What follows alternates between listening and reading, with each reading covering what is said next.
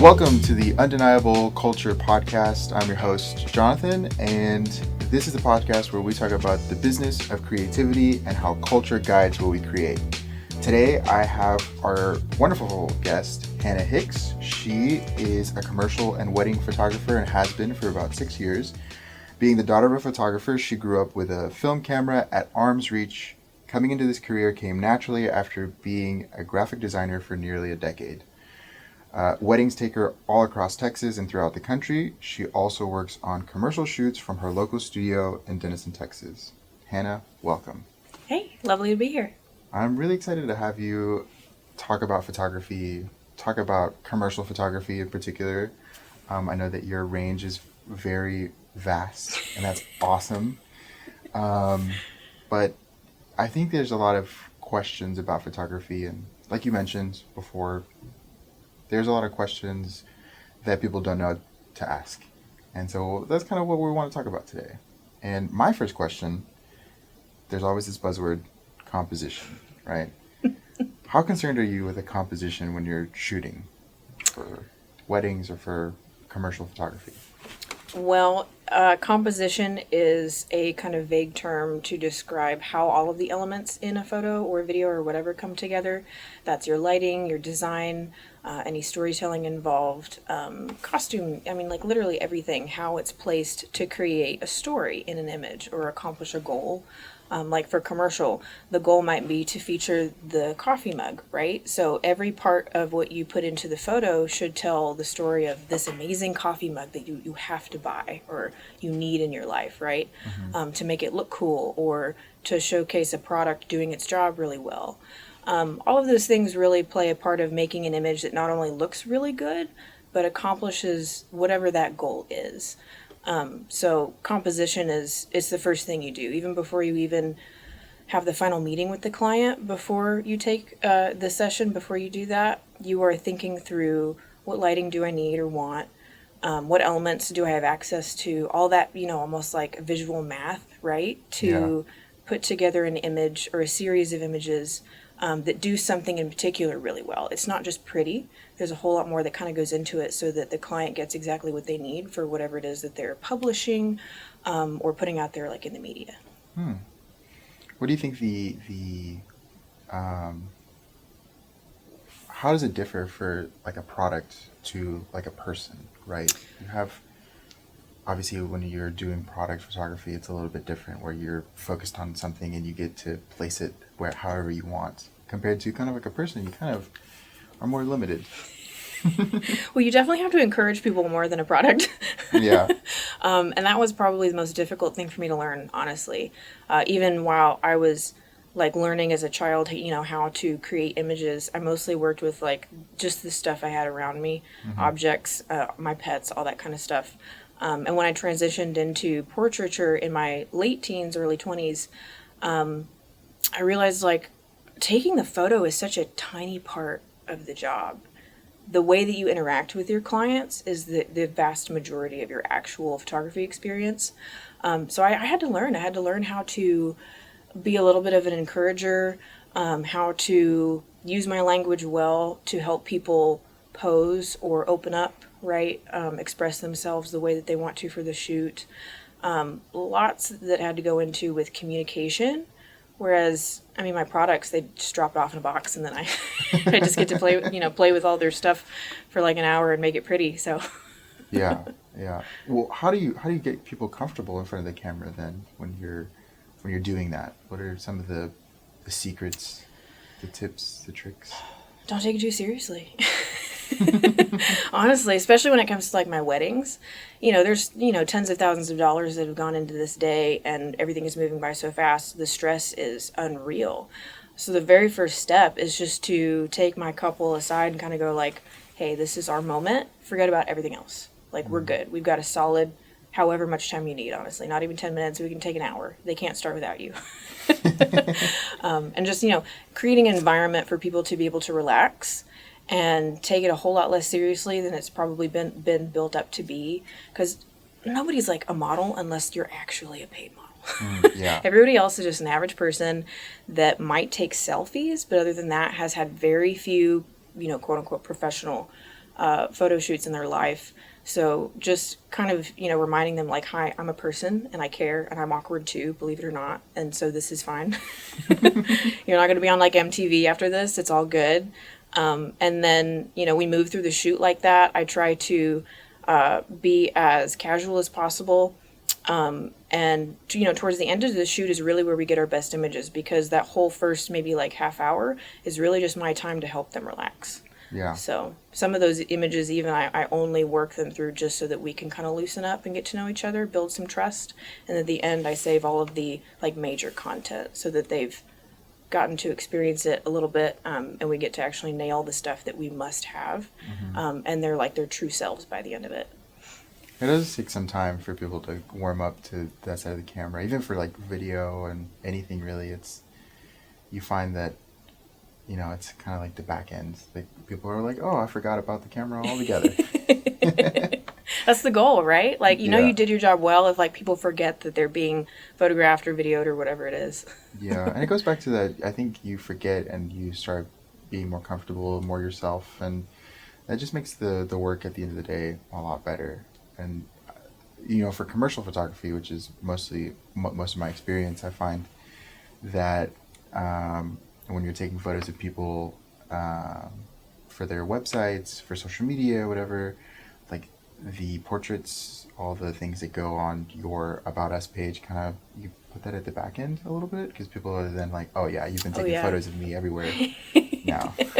Oh, for sure. Yeah, I mean, sometimes there's even galleries where maybe the whole first 15 minutes I don't even deliver to them, because like I just make sure my whole first interaction is just reminding them like, hey, this isn't that big of a deal, truly. Yeah. I mean it is, but but I'm just a normal regular person that I'm taking your photographs. We're here to be friends for a minute. And some of even the prompts and the poses that I do when it comes to portraiture anyway, are just for the purpose of loosening you up, because even little things like either the muscles right here, in your shoulders, when you're feeling nervous, those tense, and you look tense. Really? So there's some things even that I do like to actually physically loosen them up a little bit as we go along, so that by the end they even physically look like they've got confidence, right? Yeah. And that they feel relaxed. So all things that nobody ever told me that I would have to learn how to do until I got into it. So how does your style or your approach differ for those different types of photography, portraiture? We've worked on event photography together, product photography. What's the difference there when you're figuring out what your approach is going to be? Oh, probably the biggest difference is how I envision the end goal, because that will determine even how I act, like as a person. For instance, my wedding clients, even when they're in the very first stages of research, they're looking for somebody who, they can take pretty photos, but somebody that almost they feel like they could be friends with, right? They really dive deep into your Facebook and who you are as a person, and are you funny, or do you have, dogs, that kind of stuff. Like that whole area of my job is very personal. I build trust with them. And, many of them, of course, are clients of mine for life. So, of course, there's kind of a friendship there. So I approach all of that with a lot of personality. I make sure to go above and beyond, even just on an experience level, how I treat them, the service that I give them, and the way that I interact with them is so much more casual. And then, of course, when you get into like commercial photography, there's a very, very clear end goal of get this series of images that will service the product or the service or the brand, right? So that they can convert views and ads and everything else into profit eventually at the end. That's really what that's for. Yeah. And that's very impersonal, honestly. Yes, of course, I'm not just going to walk in like a robot, but we usually have a limited amount of time from like envisioning the project to defining the scope, to the shoot, to the delivery. It's really crunched usually. So it's a very fast turnaround, very minimal interaction. I show up, I do the job, I leave, that kind of thing. So I had to learn how to shift from being almost too detail oriented and involved to then going to a commercial client and knowing exactly what I'm going in there to get for them and doing it efficiently and quickly. with as little as possible, almost communication, right? Because that's what I'm being paid to do. I'm paid to do it. Yeah. And do it well, quickly, and then deliver it so they can get on, with their brand and whatever it is that they're doing, campaign, whatever. And that took a minute. Yeah.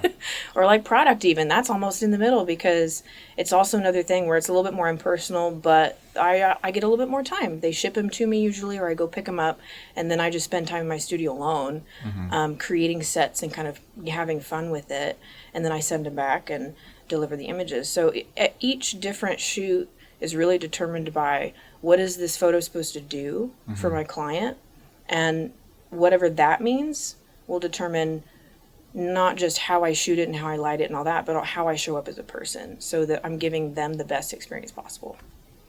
And photography is a very powerful communication tool. I think there's a common cliche adage, a picture's worth 1,000 words. But at the end of the day, it needs to communicate something about the event or the person or the organization or the product, right? When you're doing product photography, I think, is very interesting to me, because you have that time that you mentioned where you get to create your sets, you get to figure out what your subject is doing, and then iterate on that process. What kind of products do you think are, well, let me rephrase. What process of photography do you think is most important when you're trying to capture the essence of a product in the pre-production stage? When you're communicating with a client about what the product is, what it does for the client, what are the questions you're asking them about that product? Honestly, a lot of stuff that I would never have thought of until I got into it. Stuff you just would never think of. Like, I'll actually reference one of the podcasts you did, which is one of your guests researched the history of pens. Yeah. Yeah, stuff like that, honestly. I'll ask people, like, for instance, if it's like a whiskey bottle brand or something, not bottle, but whiskey brand, I will ask them, tell me a little bit about the history of your company. Where do you get the bottles? How do you cork? Like, all the weird stuff about their product, because you have to find the little bits and pieces that have meaning that other people may never know, right? Because that ultimately builds the image. So, like, for instance, if I get the vibe that there is actually like a long family history to some kind of thing behind the brand, behind the story, I'll usually approach it with a lot more care to the detail of the product itself, packaging, that kind of thing. Or if it's maybe like a new business, a new startup, and they're just very excited to get going, and we need to really like wow the audience with this new and fresh idea, then that'll usually take me in a direction that is more exciting, brand focused, less focused on the details and the shapes of things of the product. Lots of color, maybe motion, action, water splashing, that kind of stuff. That kind of background work and those kinds of questions help me think, like, what kind of energy are we presenting to the public to tell them about the heart of this product or brand. And when you see the final image, almost none of that comes through, really, because you don't know, right? You just know, like, oh, wow, that's a cool photo. That makes me want to buy it. But you don't know why. Yeah. The only people who know why are the people that did it. And that's the beauty of photography. I think it's making you feel something without you knowing it, which is wonderful. That's I think what a lot of mediums are wanting to invoke, but photography is unique in being able to capture energy that way. There's so many sports photography that I'm just like, oh man, I feel like I'm moving with the subject, and it's standing still. Right? Exactly. Yeah. That's like when you know that you've hit it, right? When people don't even realize that they're becoming emotionally involved with the photo, right? I mean, ideally, I would like my viewers to not have to do the math about how a shot was taken or what I'm supposed to be, quote unquote, saying with it. They ought to just get it, right? Yeah. That's even true for, fine art portraiture. The whole purpose is to convey a story without saying anything and without making your viewer have to think about it. It's called impact, right? The kind of image that just hits you and you go, oh, whoa, right?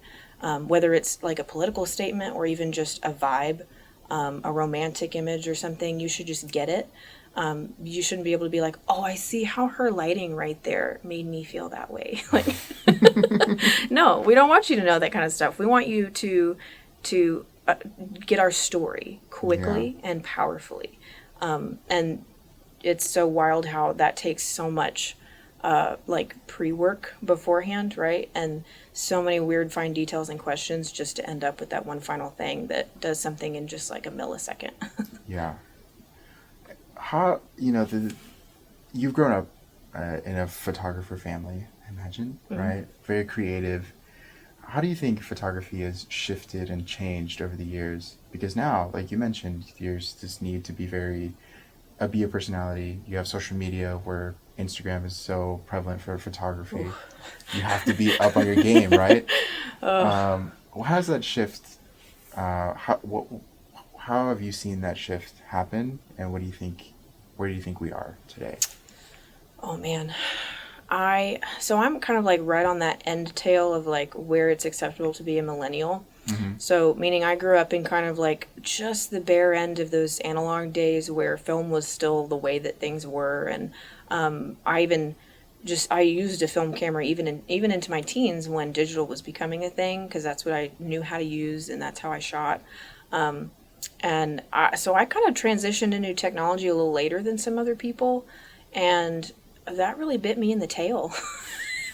Because I feel like I'm an 80-year-old person living in this body, because like I want to shoot film and I want to stay doing the things that I like and know how to do. And then comes Instagram, and then comes TikTok and all these other things that demand so much more of you.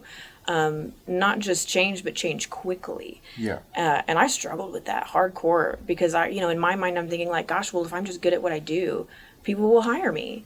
And that's not really true. It used to be, because being a photographer was so much more than just taking a picture. You had to actually go find somebody that knew what they were doing, because film was chemistry, right? You had to do math when you took a photo. You had to measure light, and then you had to dial in all your settings, the exposure triangle, all that jazz had to be perfect.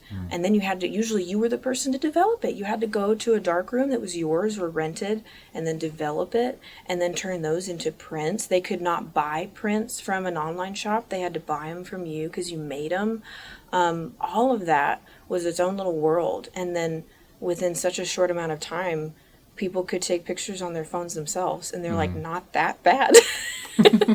So now it's like, you can't just be like, oh, hey, I'm super good at what I do.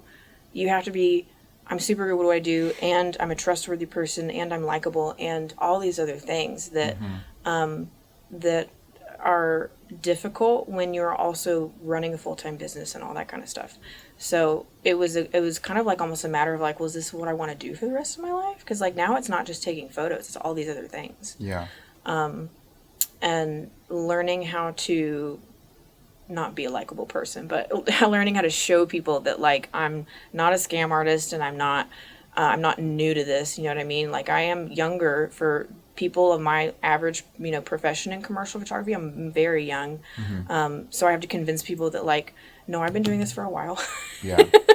And you'll have a good time doing it too. Like, I'm going to come in and we're going to have fun, and you can trust me, and I'll do a good job for you. And by the way, here's some behind the scenes. Like, there's all these other things that, you just kind of have to throw in for that has been a process for me. And I think it will continue to be a process for a lot of photographers, and it will really show us who's the very best, right? Because it's not just about talent anymore. It's about tenacity and endurance, and adaptability. It was really hard for me to get into regularly sharing on Instagram and learning about algorithms and different hashtags and things. See, I'm not even like, even the lingo to me is so strange, but I'm learning it because like, this is what I want to do. Right. And I believe I'm not only good at what I do, but that people like me once they meet me, and I give them a good experience. So I just need to convey that on social media. Yeah. But here soon it's going to be like, Meta is talking about, oh, we're going to have like a world, a universe that you pop on a headset and you're in a whole new world. I guess I got to get ready for that too, right? And that'll determine who even remains after we shift to yet another era of digital world and content marketing. Right. And things are moving so quickly where you you have to adapt. You have to be looking out at the forefront of what's happening in your industry, in other industries too, because sometimes, that butts up against what we do in the communication space and the creative space. So important to have just your eye on the future as you're doing that. Oh yeah. I mean, as a kid, we were always like looking at older people who refuse to use computers or whatever, or they don't use their phone at all. And you're like, oh, change with the times. Oh my God. And now here I am, and I'm like, ugh, TikTok. Can I delete it already? I regret every silly thing I said about my grandparents. Oh yeah. I'm just like, sometimes I'm listening to music and I'm just like, oh man, the music on the radio just does not sound great anymore. So one of the things that is always fascinating to me about anything to do with the camera is lighting, right? There's just such a value on lighting, and if you can master it, you can use it to your advantage. You're on a different level, right? What is your approach when it comes to lighting, and what happens when lighting is not being your friend? Oh.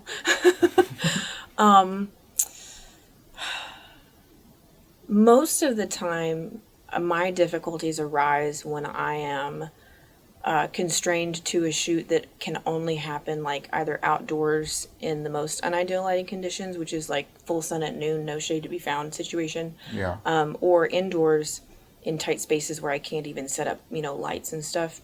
And those are extremes that are most commonly found in weddings and commercial. Yeah. Those are the exact two worlds that I live in. So I had to learn real quick how to overcome that, because the majority of photographers are natural light. That they only shoot at sunset usually, or like morning sunrise, right? They want to make the best of only the prettiest forms of light so that they don't have to struggle like that. But if you really want to advance and you want to get higher quality weddings, if you want to push your way into commercial work and get really good brands and work for people who are, more almost in the tycoon era, you don't get to make those calls. You aren't the one to set that schedule. Even if I write a timeline for a wedding, ultimately that's up to the planner and the couple and everybody else involved. And especially for commercial, I show up when they tell me to show up. Yeah. I don't really get a say in that. If they ask my opinion, wonderful. But I do not expect to dictate any of that. And most often it's not when I would ideally have it. So, I mean, thousands of dollars have gone into education, into so many different ways to light, from, big structures and rigs like this to fill a whole room or a whole space, to the most lightweight portable things that will do the job in a closet, like, for instance, people who photograph movie stars and, do like, full page ads and things in magazines. Those are done at like corners at airports. Like, these are high stress situations and nothing is in your control. But you have to do the very best that you can. So I try to get as much information as possible beforehand, so I know where we're going to be, what time, what my lighting is like, and sometimes even on the way to a shoot, like if it's last minute, I got to do the math in my head. Like if it's a group photo at a venue that I've maybe been at before, I go, okay, well, I've got 12 people. That's an even number, 6 and 6. And then we have a small space in the courtyard. That's the only space that I know that is shaded at 1 o'clock. How many portable seats do I have? I've only got 4. Okay, well then how many people have to stand on this side? Like there's this whole thing that you have to do to make sure that when you get there, you can control that environment to the best of your ability. And that's where a lot of people start to fall off the radar when it comes to commercial, especially, because that is hard. Yeah. Sounds like a lot of prioritizing and task management. Yeah. The taking of the picture takes like 60 seconds. It's everything else that goes into it, just to make sure that you can make something look good in the most unideal situations. Or like weddings. It rains. Yeah. A lot, actually, in spring and fall, which is like peak wedding season, right? So I had to, obviously all of my gear is weatherproof, which is insanely expensive. And then also I have backups to everything I own, so that's twice the cost. And then I had to learn a whole new way to light so that I could even take them outside. I carry really cute clear umbrellas in my car so that we can go outside in the rain, and I light them from behind, and I've got stuff that makes it look like magical. All these different things just so that I'm prepared for any type of lighting situation. That's incredible. That's got to be a lot of gear to move. And my car is only just big enough. That's the thing.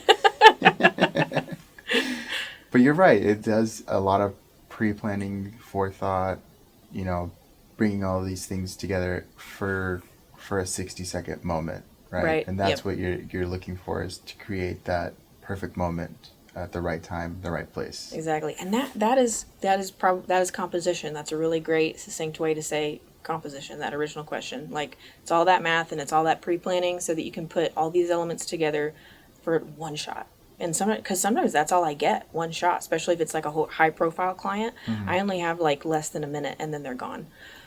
So Yeah. I got to have all that, done in my head well beforehand. That's So- right.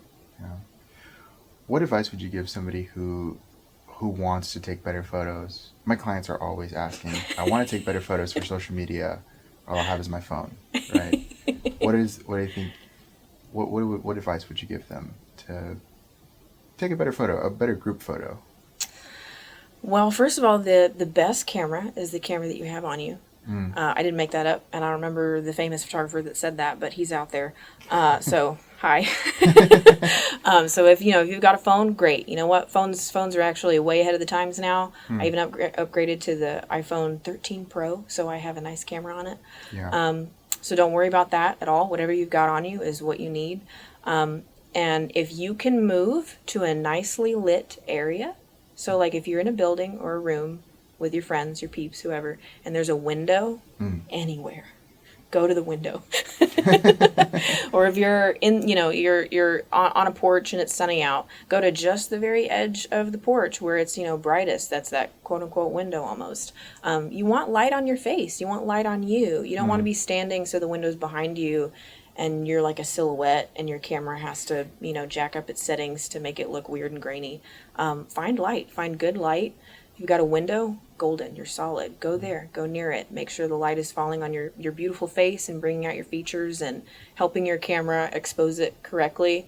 Because that's what a photo is. It's light. Yeah. Light and shadow creates contrast, which creates the image. When you don't have enough light or you don't have quality light, then it's a crappy image. That's the rule number one. So find a window or get one of those ring light things. Those are super popular now because you can get them cheap. I know people who will buy the portable ones and have them in their car so that, if they're somewhere and they want to take a cool selfie, they can just pop that out and turn it on and then boom, you got your portable window. Yeah. I love that, because one of the first things that I did when I was doing Zoom calls was like get a little light for my camera. Yeah. I was like, I look so dark and there's a bunch of windows behind me every time. So, and it's the only place I can record that actually looks nice. So I had to get a bright light for my Zoom calls. Isn't that funny? Because like you look at yourself in the mirror and you go, I look fine. This looks fine. Why is it showing up so bad? Like on my camera. Well, cameras have a hard time seeing. They're a little blind. So you got to have more and you got to have better light. Yeah. But good news, now you can find good lighting sources, like the little cubes probably is what you used for like almost nothing. Yeah. So you can still, provide yourself with really good selfie opportunities without, spending all this money on different gear and things. Yeah. Your eyes are really deceptive sometimes when you're like looking at something, you're like, oh, this would look really good on camera. Right? And then you take it and you're like, I quit. Never mind, I missed my calling, I'm out. Yeah. And I feel like that's why it's so important to hire a photographer for those key moments where you're invested in making sure that the image looks so good, because a photographer is really the only way you're going to be able to capture that quickly, efficiently, and in the right manner. Exactly. Right? One of the funniest things, I'll probably get tired of the joke eventually, but like at weddings, people are constantly taking pictures on their phone, right? All the guests, they're doing group photos and stuff, and that's also the content I want. So if I see somebody putting together a group photo somewhere, I'll hop over and I'll be like, hey, as soon as you're done, I want that too, right? And it's so funny because they will stand there and try to figure out the phone, and the lighting's usually not good, so they take 5 and then they take some more. It takes a really long time. The people in the group are getting kind of tired of posing or whatever. Yeah. And then when they're done, they've got it, I hop in, I take 1, boom, done. And they're like, oh, wow, you did that so fast. I'm like, well, that's literally why I'm here, so. Gotta get it and go. Right, exactly. That's why, ultimately, no matter what kind of shoot you're having, whether it's just portraits or a wedding or commercial or product, anything, bottom line, you're honestly hiring a professional for speed and accuracy. There are so many photographers that I know that really aren't that like spectacular in their style or skill, but they're reliable, they're good communicators, they do the job quickly, and they get solid results that are, usable for whatever it is. Because at the end of the day, that's what matters, and that's what converts the project into the end goal. You can be as amazing as you can with the way that you take pictures and your vision and all that good stuff, but if you aren't quick and you aren't solid in your delivery and your experience, you won't make it. You won't last. Yeah.